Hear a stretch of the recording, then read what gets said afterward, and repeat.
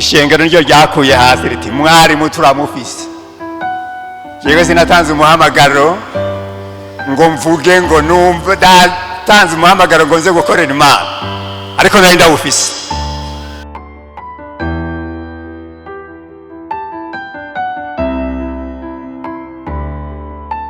Vyombo vya Bwana ndani yenu muna mali, mimi ni chombo cha Bwana, ndani yangu muna mali.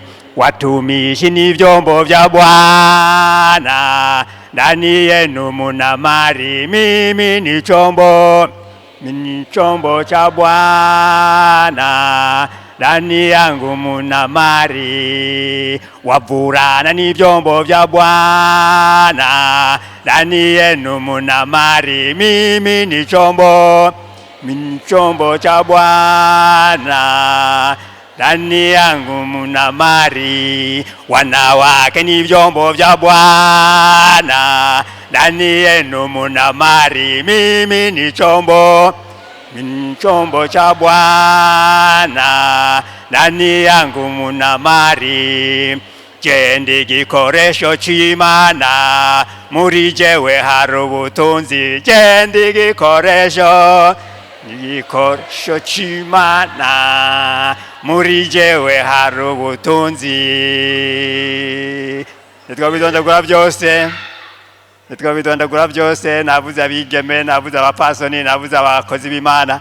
Rero imyanya ntitwemerera. Imana yacu nishimwe. Ariko icyo nagombye kuvuga, je navuze ngo mimi ni chombo cha Bwana, ndani yangu muna mali. Jewe ndi gikoresho c'Imana, muri jewe hari ubutunzi. Mweje kumva mukanya bavuye ngaha bose, byose ubwo butunzi bwari ngaha muri jewe barabwamuye. Ko ari batatu bavuye ngaha baramuye ubwo butunzi bwari ngaha muri jewe, burasohoka uno munsi buri muri wo. Nubutunzi rero Imana nishimwe. Aho sabo gusa ibyo ni, ariko mvuga nti Imana nyirori, Imana uzomfasha kugira ngo nzoshika ahantu nzobona abatari bake benshi. Mwumvise intahe yo kurubaho, mwumvise intahe yo mu Rutana, mwumvise intahe yo kugitaba. Aho hose nagenda ndi chombo cha Bwana, ndani yangu muri kubona mali ya Bwana. Nagenda ni gikoresho c'Imana, muri jewe hari ubwo butunzi. Rero cyo nagomba kuvuga ngo Imana yakoze ikintu kinini ya cyane. Nahagurutse nza kuvuga ningene ngaha hantu habaye. Ndibaza hari benshi basanzwe babizi, hariho n'abatabizi, abatari babizi ngene habayeho. Murakoze. Aha rero nagomba kubabwira ngo hatanguye nitwa Sabinzira Leonidas. Ibyo byo kudondora na ndabyumvira ko mfise umugore umwe, mfise ikindi, iyo mfite babiri ndaze ko batanzana ngaha. Kuko babanze siko none niba hari kunzana ngaho mfite babiri bazi ko mfise umwe. Kandi Imana irishimwe.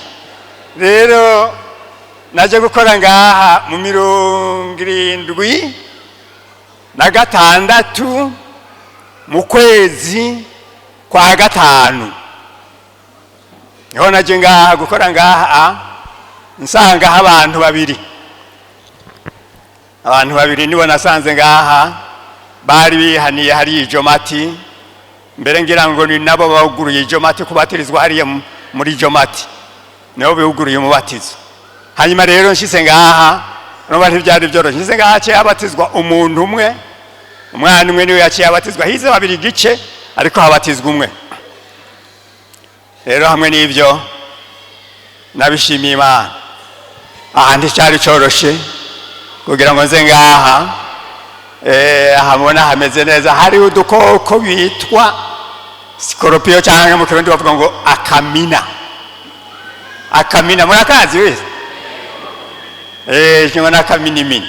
Urumva rero niziko twari ngaha kuri uyu musozi twari dukwiye. Wasanga twaciye amabarabara ahantu hose, twaciye amabarabara. Mugabo Imana yarakoze nakaturiye.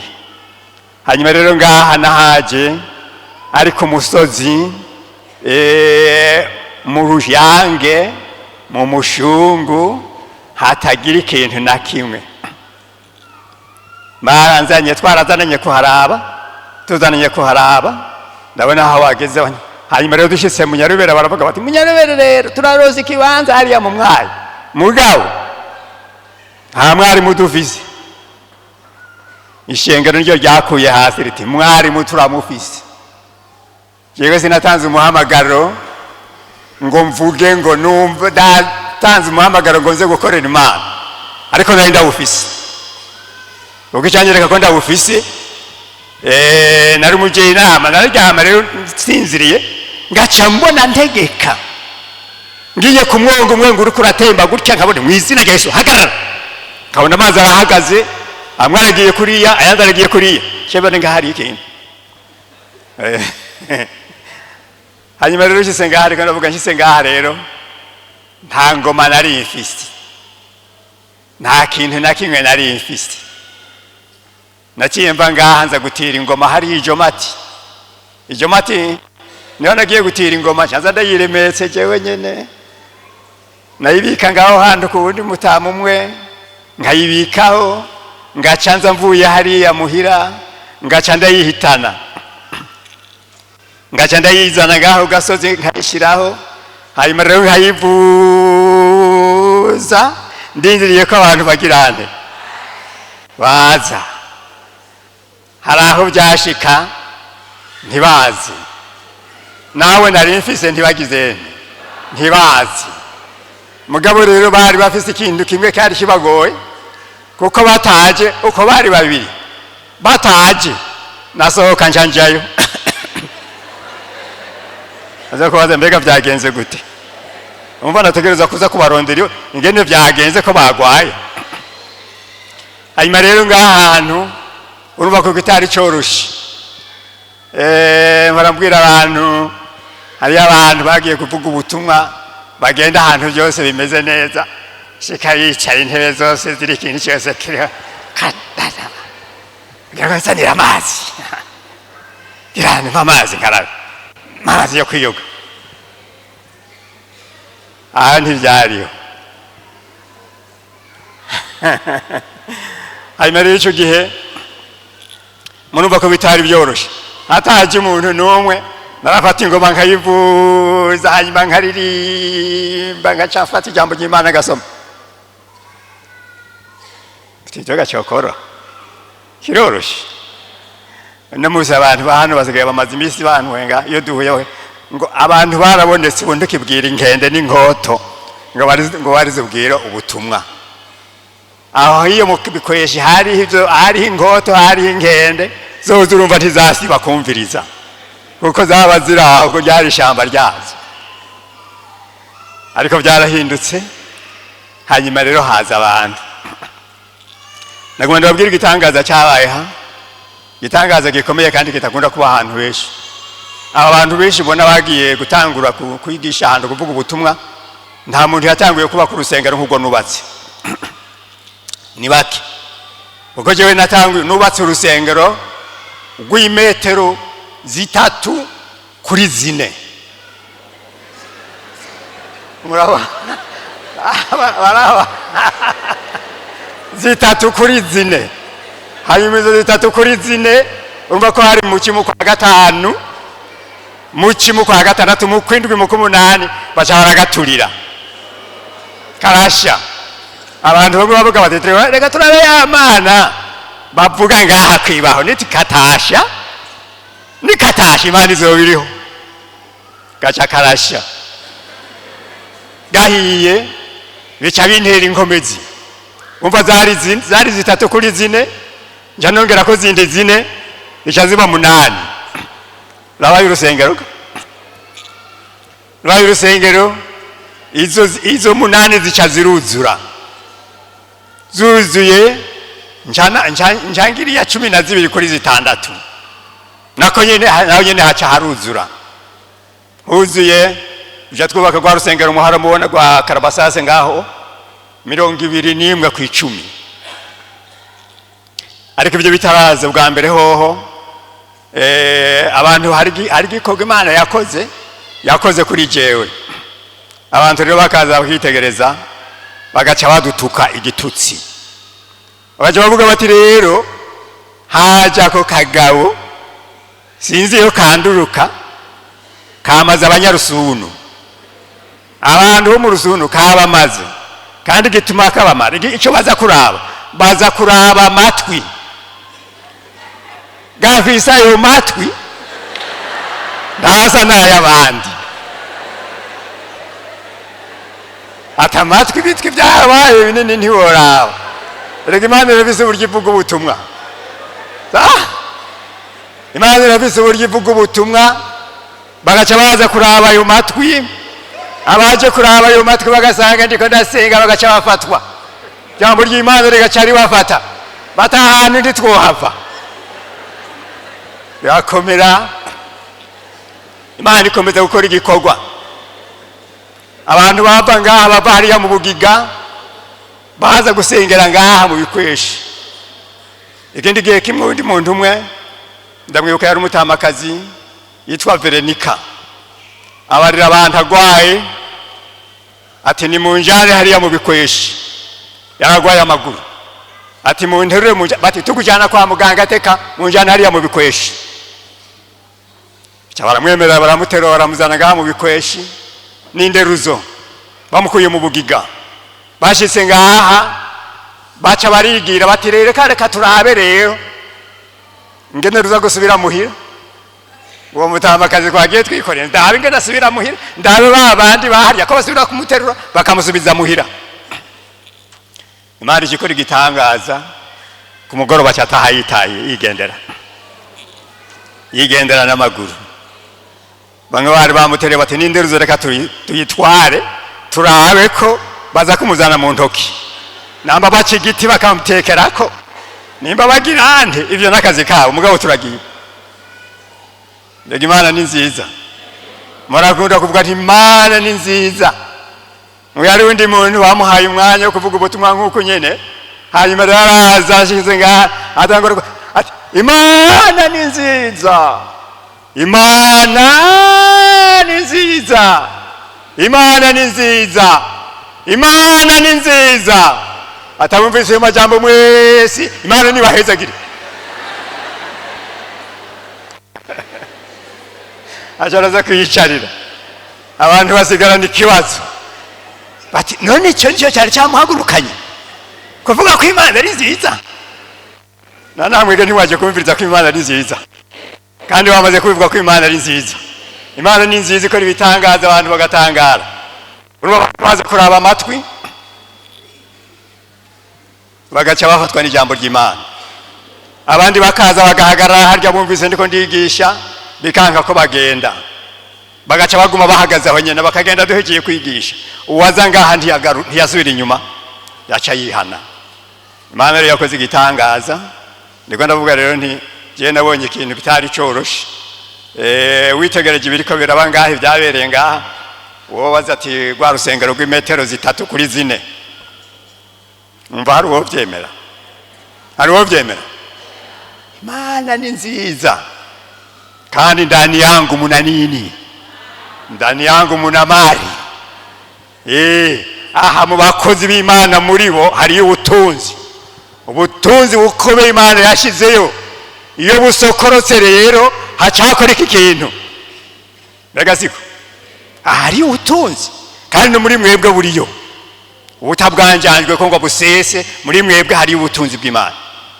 Urumva rero kuba nakoze ngaha muri ibyo bihe bigoye kandi ntibyari byoroshe.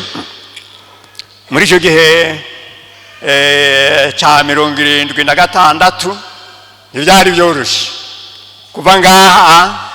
Mbere je narabigwanije, naragombye kubigwanya mu misi nakare nta muhamagaro natanze,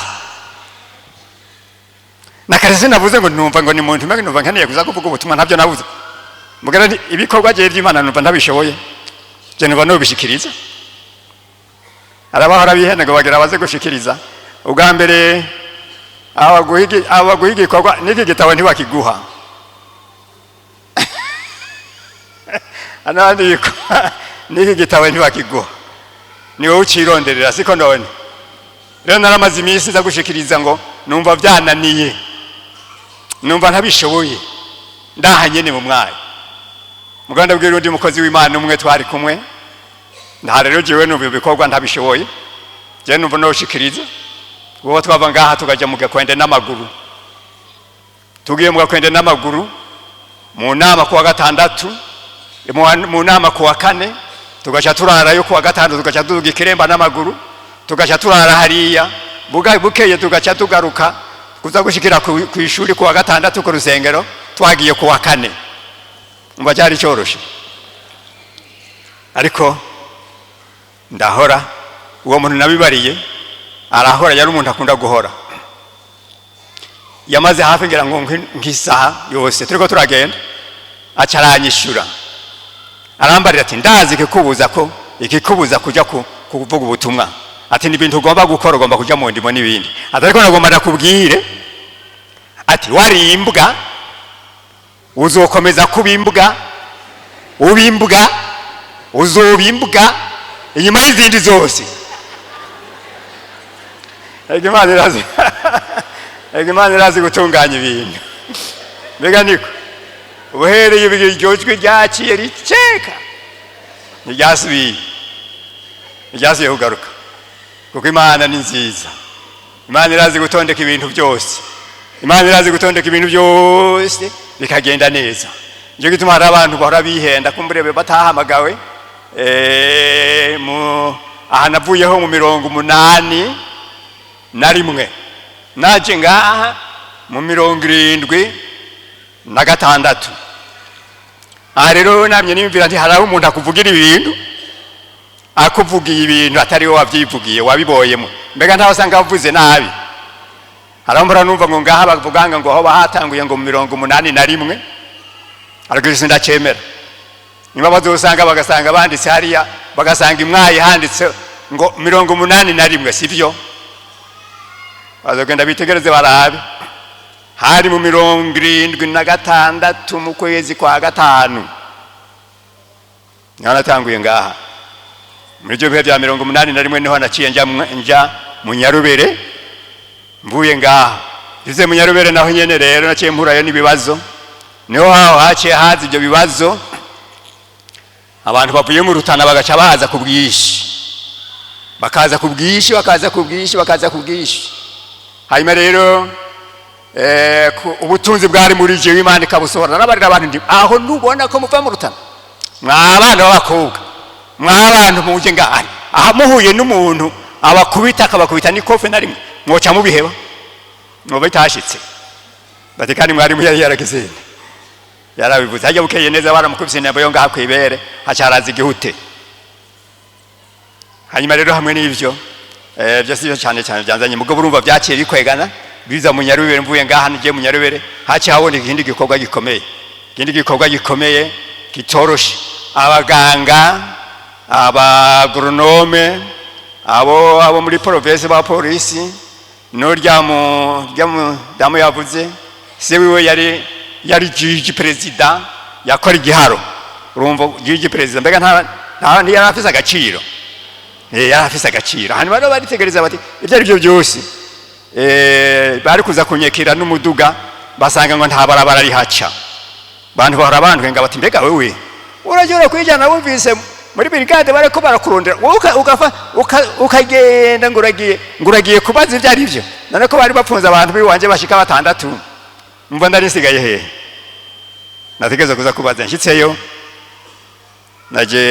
nagiye kuwa gatatu subiye kuwa kane aca baramfunga ariko kandi nagomba kuvuga ko Imana ari nziza ibyo byose byagiye kuba Imana yaranteguye byose narabibonye byose ndabizi kugeza aho mbaza ati none ni byabi byo mu Nyarubere hazosigara nde ndahabwa n'inyishu uzohasigara urumva none ntijyantere ubwo wawe nasanga ndabizi Imana idufashe ndani yangu munamari muri jewe hari ubutunzi ariko ubwo butunzi buri muri wewe utaravye neza hari abagomba kubusesa mbega birashoboka bakasesa bagasanzaza jewe amezi atandatu n'imizi 10 bariko bakunkumura kugira ngo buseseke ariko byarasa ko bugirana basi ko buseseka nuno munsi ndacavuga mimi ndani yangu muna mali ya Bwana, muri je hari ubutunzi bw'Imana.